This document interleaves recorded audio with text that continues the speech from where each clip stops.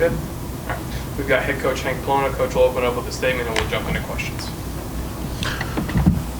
All in all, I guess I'm pretty proud of the guys for tonight's win. I thought that was I don't know if that was a March basketball game, but that was a January basketball team where both teams were trying to do what they want to do, and I think the opponent, them to us and us to them, were both played fairly well, and things were hard to. It was hard to just impose your will. I think most of my frustration I had with our guys, I'd be lying if I didn't think that they had a lot to do with that. They're a unique team in how they play on offense for sure, and a very strong physical team on how they play on defense. So they bothered us, but I thought we did a good job at, after the first couple of minutes, figuring out what they want to do on offense and reacting and playing smart and playing together. And then when we were on defense, and then when we were on offense, being patient, moving the ball. A lot of our first actions didn't work tonight. We weren't just going down and scoring an easy basket, but I thought we continued to move the ball, not turn it over, go side to side a little bit, and then kind of by late clock, we probably had more late shot clock baskets than I can remember having this team having all year. So I thought we played like a mature basketball team. Obviously a couple spurts there.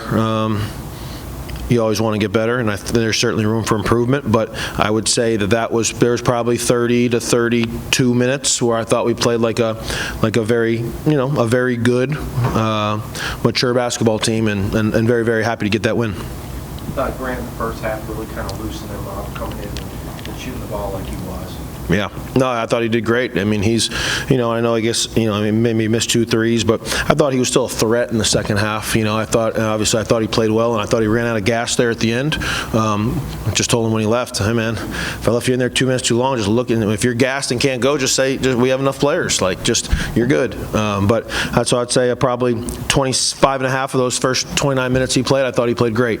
Rebounded the ball, obviously. He's been in a lot of big games, but I think he's hopefully something. We want him to shoot the right shots, want him to attack when it's there, but not feel like he has to just go out and, I think he was 3 for 3 in the first half from 3, right? Or maybe 4 for 4. I think 3. I think he had 11 points, or maybe I can't remember. 14. But I thought he just shot the right. I don't think he was forcing it. I thought he kept them honest, and you're right. That stretched the defense and then create some driving lanes for Terrion and create some driving lanes for Tegan and LJ and those other guys. So yeah, I thought he was a big part of the win for sure. Earlier in the week, after feeling like this team's field goal percentage was a weak spot, how good was it to see that 50% shooting percentage tonight? Yeah, we want to make. I don't think you can ever tell guys to make threes because you shoot the right threes, and then that is what it is. I thought we did tonight, but we got to do a better job making twos. We got to do a better job at. We watched a lot of film, and we're picking the ball. We're shooting too many 6 to 8 foot twos. Those aren't layups. When you get in there and you're kind of there, but you're not really there. The defense is there. That's not a layup. That's not a dunk. That's a tough contested shot. So we tried to keep our dribble alive, be patient, and rather than just shoot those, maybe make an extra pass, move the ball. And again, I thought that was, we were patient. I thought we got into single digits on the shot clock more, but at the same time, you'll be more efficient making an extra pass. So I thought kind of all around, nobody really had a bad shooting night. I guess Armelo's 5 for 13, but man, we need him to be aggressive. So I thought we did a good job on offense. Hank, given there's your inside guys, your 3 big men, really contributed tonight, and you were able to kind of put them in one at a time and spell each other. Could you just assess their play? Yeah, I thought they played great. I think, we've probably been going 10 minutes, 12 minutes, small lineup, and I think I did it for about 30 seconds and then said, well, this is not the right play versus these guys. So I thought Noah and Blaze in the first half. Noah had 2 fouls early, and you want to use our length. Obviously, they're a little, the Osebansu obviously is a smaller, shorter, but very, very strong and talented player. That's a tricky matchup for a 7-footer. If you stand all 7 feet of you with your hands up, he can kind of get around you. So I think Noah's first couple fouls, he wasn't quite bent at the, he wasn't moving side to side. He just was thinking length, making a score over me. But man, that dude is quick and can move. So I thought once, I think they all learned from Noah's probably first 2 fouls, But I thought Noah did a great job playing the rest of that first half with the 2 fouls. I thought Blaze made a great impact on the game. Obviously went to Leroy when Blaze got his 4th foul. And man, I thought Leroy, when he went in there, provided a huge spark for us. Obviously offense a little bit, had the catch and dunk on Terrion's pass, but man, defended, rebounded. Leroy cares with everything he's got, and I think his energy was infectious tonight. So I thought those 3 guys did a great job, and we're gonna need them to be very good players down the stretch for us. Ryan Myers hit a couple of big threes for you in the second half there. 8 points, but he really picked his spots well to kind of stop a couple of runs that they were on. Yeah, he's shooting's probably his, certainly his biggest offensive strength. Just looking at plus minus, we were 15 up when he was in the game, so that means we were tied when he wasn't. So he must have been making a positive impact in some way. If he wasn't, I'll watch the film and I'll blame him anyways. But no, Ryan did a good job. I thought he shot the right shots. I mean, he made the one, maybe late clock one in front of us, I thought was a huge one. There was one of those 2 threes he made was very late clock, and we were kind of really getting nowhere. And then I think he made the out of bounds play, right? The shot clock was at 3, and we ran the quick little out of bounds play, pitch back to him in the corner across from our bench, and I think he hit that. It's a little bit of a blur. But I thought he made that shot, or we got a rebound and scored. But I thought he shot the right shots. They were really hugged up to him, and it's good. He's shooting 40%. So I think just when he's on the floor, it takes a defender out there past the three-point line and, again, creates driving lanes for everybody else. So Ryan's a threat even when he's not scoring, but, I thought he played an efficient night. And obviously we were doing a lot of different things on defense. We weren't just playing steady, normal man-to-man the whole game. And Ryan's, I thought, experience and knowing what to do and having the leadership skills to make sure we knew what we were doing, I thought he was a big factor in that too. Melo, I thought, too, came up with a couple of steals after missed shots to give Grant those chances on threes. Not the kind of thing that necessarily shows up other than a steal, but it was really more than that. Man, Melo does a lot of stuff that doesn't really show up in the box score now.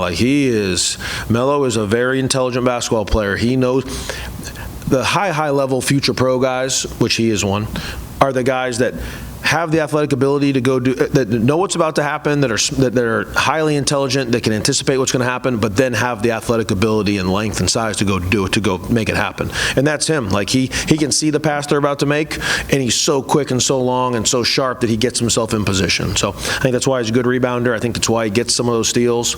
We want Melo to get steals and blocks every game. So I think 3 steals tonight. Blocks you can't force it too much. They were I didn't want to foul those guys. But the really good guards that can kind of see and feel and make those plays, steals, blocks, rebounds, so we want him to do all those things. And I don't know, there's a reason why he's on the floor a lot more than he's not, versus UTEP. He didn't shoot the ball well and maybe even took a couple quick ones, but man, I don't think we win that game without him. So he's a little bit, he can make the plays that not a lot of other people can make. And those are the guys that as they keep learning as freshmen and they clean up their efficiency and their percentages and you get rid of some of the mistakes, well, you still have those extreme high-level plays that as a coach you can't teach. And he does a lot of things that as a coach you can't teach a guy to do. Hank, you scored 87 points, and now you're going into a game with a team that scores 89 a game. Yeah, I think it's good that we feel comfortable that we got going. The last the La Tech game we struggled to score a little bit. I don't know how many points we ended up with at New Mexico State. I lost track when it was at 2. But UTEP obviously won a low-scoring game. So, yeah, probably good that we were able to hopefully gain some offensive confidence. That is part of it. You want to have confident offensive players. Kennesaw, man, they're obviously Coach Petway was at Alabama. I don't know if you guys know. Alabama shoots a ton of threes and plays very quick, very NBA style, very quick offense, high possession game, and so yeah, I would think it probably helps. I think they won 89-86 tonight. Somebody just told me, so they had one of their typical games, and we know that they can put up points in a hurry. So definitely happy that some guys got some offensive confidence, and yeah, I would think it could only help us for Saturday. We definitely saw the size that this Missouri State team has. So to out-rebound 34-30, to get 38 points in the paint, what does that say about the all-around aggressive effort that this team brought? Yeah, we thought we could score in the paint. Their side, they score at the basket and they rebound and they get to the free throw line. But obviously, the downside to Tegan Bansu, he is 6'3", so if you can get the ball down there to a certain spot, I don't know how a 6'3" guy, if you're able to get, he can stop you from getting close to the rim, but if you get down there, it's really hard for our 6'3" guys to stop anybody when it just becomes the basket's at 10 feet and everybody's hands go up. So we thought we could score at the paint and at the free throw line, and I thought we did a good job at that. They had 4 offensive rebounds when we had 2 defensive rebounds. So I guess they had 8 the rest of the game, and we had 21. So that's not perfect where we want to be, but I thought we did better. Certainly did better in the stretch that we pulled ahead. The kid 11's a heck of a player now. Man, he's crafty, he's smart, he's long, he can shoot, he's competitive. He's a heck of a basketball player. We're going to have our hands cut out for us. I mean, our whatever the phrase is, we're going to have our work cut out for us when we have to go up there, because they are a strong, physical, aggressive team, and they're going to have a lot of success in this league. Just touch on Tegan, too. It just felt like he just sort of wore them out as the game went on. He did that at UTEP, and he did that tonight. And I think that, he's probably, I would assume, I can't go in their locker room. I didn't see what's in their scouting report or on their board. But I would think he's the focal point of team scouting reports. I mean, I guess, if you look at our team box score, he averages 17 or 18, and nobody else the next guy's a 12. So it seems like everybody has a plan for him. And if you just try to start the game going to your strengths while they're trying to take away your strengths, it can be a struggle. I think a lot of the best players let the game come to them and make plays, and he's a heady player. He's smart. He can pass. I thought the pull-up 3 he shot was a little quick there. It was about 6-4 or something. I was like, come on, Tegan. Let it come to you. And then as the game goes on, you'll have more space. You'll have more one-on-one. They'll be tired. They'll be worn out. They'll have foul trouble. All of a sudden when the guy guarding you has 3 or 4 fouls instead of 0, he's going to be a little less physical. He's going to be a little less bumping you. I mean, it happens to all of us as the game goes on. It's part of why teams in the second half score more points, because if a guy has 4 fouls, he's not going to touch you. If a guy has 3 fouls, he's not really going to touch you. So I think how Tegan plays as the game goes on, if he lets it come to him and makes the right play in the moment, he doesn't have to go score 15 points in the first half. Not saying I don't want him to, but just make the right plays. And I think by the end of the game, you'll see, man, that kid's makes a big impact on winning. All right, thanks, guys. Thank you all.